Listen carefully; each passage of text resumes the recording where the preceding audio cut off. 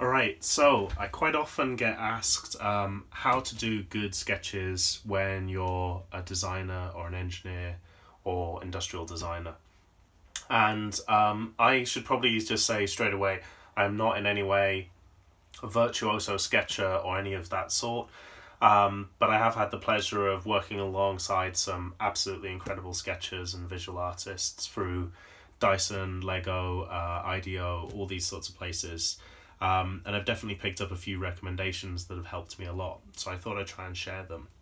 I have actually done a review, before I get into these, I've done a review on this book called Sketch Notes Handbook by Mike Road. I would strongly recommend it if you really have huge confidence issues on even picking up the pen and, dare I say, even drawing as something as simple as this on a post-it note. This is very much the book that is just going to get you started with that basic confidence. Otherwise, dare I say it, getting into these is just going to completely overwhelm you. So I'd really check that out in a different review in the series. But these essentially are 3 books that have really helped me out. So this was from a guy called Eduardo, who was an absolute rock star designer at Dyson.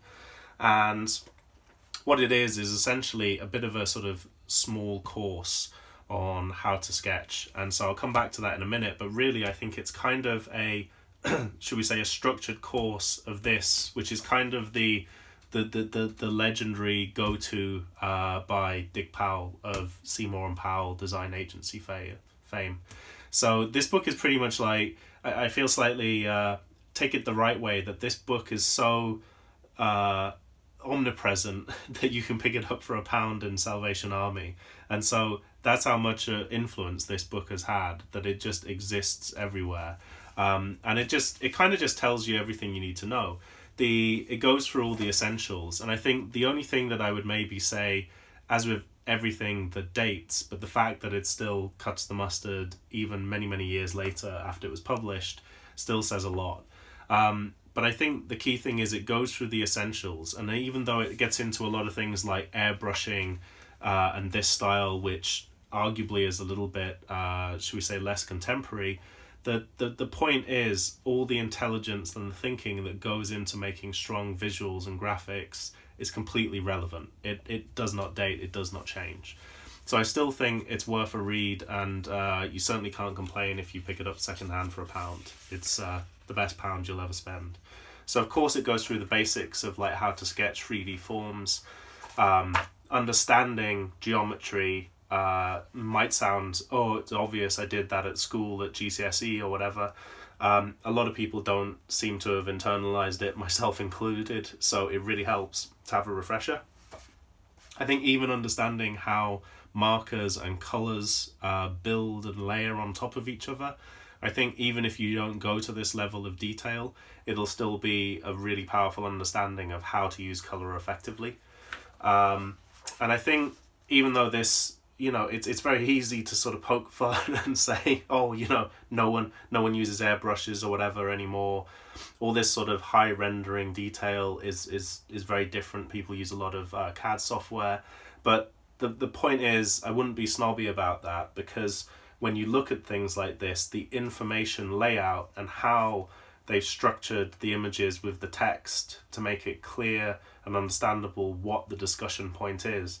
I mean, clearly this is like a design meeting to say, have we got all this right? This connector, whatever it does, it's definitely going in here. You can see that this is, protruding. Are these buttons in the right place? Is this strap big enough for the hand? Whatever. So it's facilitating a lot of really good discussion with a relatively simple sketch.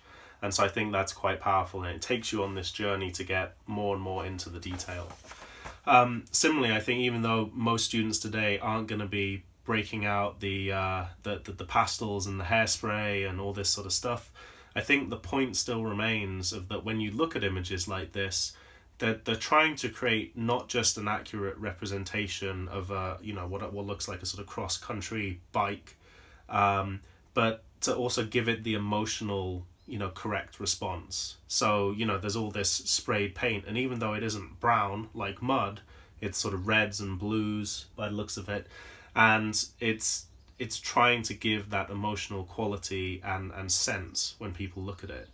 And so I think even if you're using, various digital software, how do you create an emotion that sits well with the image, I think is as relevant now as it was ever.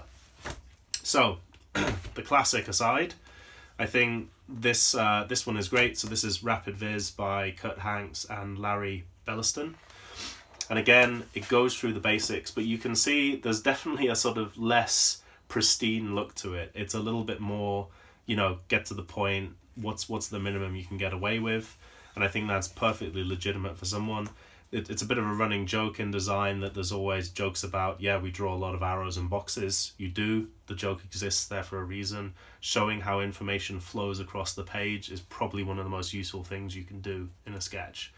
And I think this is a really nice little debate, and there's lots of these sorts of little thought pieces of, is this too little? Is this just right? Or is this too much detail? So what's great about having an exercise book is it's getting you to think, not just flip through a coffee table book, stroke your chin, and then do nothing. It does force you to do exercises. Again, classic one, if it's not hands, then it's how to draw people. And I think this is a really strong, sort of way of drawing, should we say, more anatomically correct stick men or women. And then, of course, as you get more confident, you can start to layer on things like, and as you can see, it even makes a point of making it a little bit Barbie doll-like and cutting out and sticking the clothes on top of it. So understanding how form and function go together. And indeed, what are you trying to communicate? Is it just a rough suggestion of a hand, or do you actually need to do the fingers? Does it matter? Is it all about the posture? So I think these are sort of just really great lessons in getting comfortable. And what's great about the book is it's a huge advocate of just doodling at this, just filling pages until you're really, really confident and almost bored of doing them. And it does pay dividends. It becomes a muscle memory. And I think what's great about the book is it's not just examples. It challenges you to say, this book is not going to tell you what's right for your industry and your personal style. A lot of these questions is like, know your audience. Who are you trying to engage? What is the point of the sketch that you're doing? The more you can close the gap between that uncertainty and knowing what they're going to respond to, that's where your graphic is going to tell the right things. I mean, it's kind of a bit blunt here, but, sort of saying, may not be worth the extra effort is basically, don't know what this graph is, but it's obviously going to convince some team that we don't want to stray into that shaded area, but it's done it very, very adequately. So I think this is a really great course book if you're worried that the coffee table book will just be a coffee table book. But I think my personal go-to, I wouldn't necessarily say favorite, just the go-to, is this book by Mark Baskinger and William Bardell on drawing ideas. And I think, again, I appreciate all books are covering similarities, but I think this is, you can even see just from the thickness, it's almost combining a lot of many different disciplines from architecture through to sort of more artistic things. It does break down all the details of why certain pens do certain things, but at the same time it also doesn't skip over the basics of how and why perspective looks the way it does. These might seem sort of strangely a little bit, what's the point in that? But they help you understand how 3D shapes transition.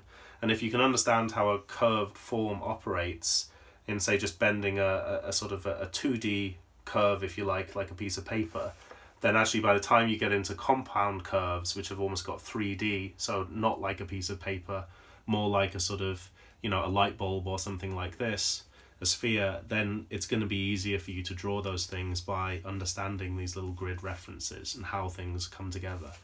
So I think this book is super useful for honing those skills. Again, like both of these books over here, repetition is a strong feature.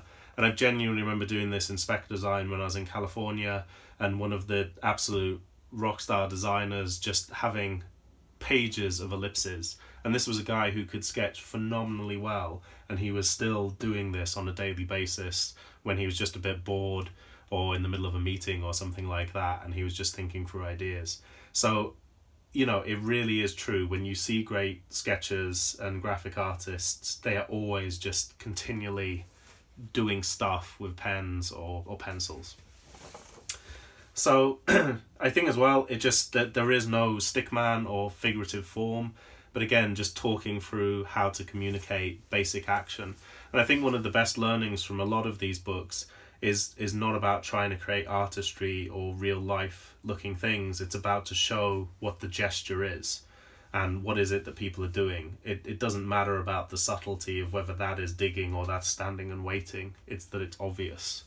And I think that's a really good benefit of these books. They tell you what matters. So I think, of course, it still gets you to the level of a good industrial design sketcher. I think, dare I say it, maybe Dick Powell would feel standards have slipped these days. I would say I rarely see anything of that quality unless it's almost getting to marketing campaigns. But I see a ton of stuff like this at sort of at the design process level, where someone's got a red pen and a grey marker, and that's kind of enough to engage, the engineers, the marketing team, the strategists. Everyone can get, no pun intended, on the same page. And so I think you don't need to spend time hitting this level of quality till you've got everyone understanding it, and then you can come and do the final thing, be it airbrush, be it CAD rendering.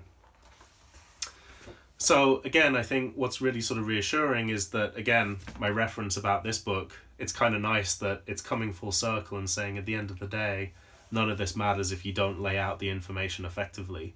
And as you can see here, this is obviously implying a sort of an app or an iPad type of thing, and it's still saying that if you're trying to brief a coder, having a good wireframe and an understanding of the flow of how things work is absolutely critical. And I can tell you from having worked on projects like this, they will thank you immeasurably for working through every step on scrap pieces of paper and not just sort of waving your hands around and sort of going, well, I sort of want it to work a little bit like Tinder or Facebook, and that's not going to help. You need to go through it explicitly for them.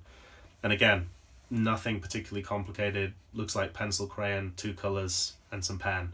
Gets the job done. So I think these are really great books. Again, just the good enough principle of combining, even in the book itself, this is still a nice layout of quick sketches with, more sort of clean looking text. And I think that in itself is a good thing for when you're putting together your folios. Something that is, should we say, a little bit rushed looking, but is legitimately in the moment, like field notes, combined with some nice clean presentation around it, it can look a really interesting visual combination. So I hope that's useful in summary. As I said, I think these are all great books, and hope they're useful. Thanks again. Bye.